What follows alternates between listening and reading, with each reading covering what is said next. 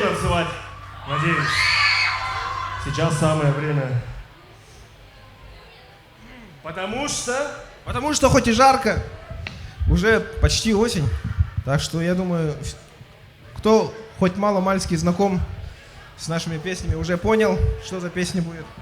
Посвящается осени и чувству тоски по лету. Темнего! Бык холода!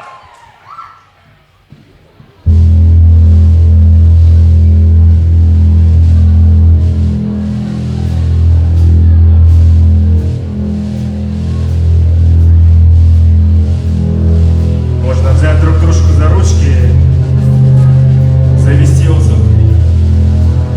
Давайте, Азохай!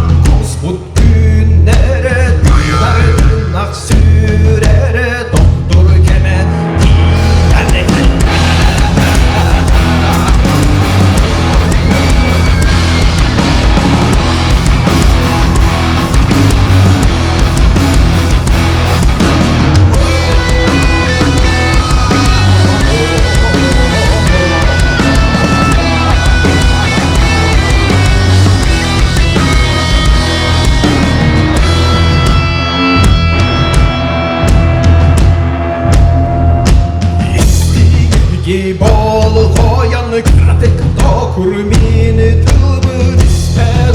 Yarı kılı kurudu sayını sayıhar.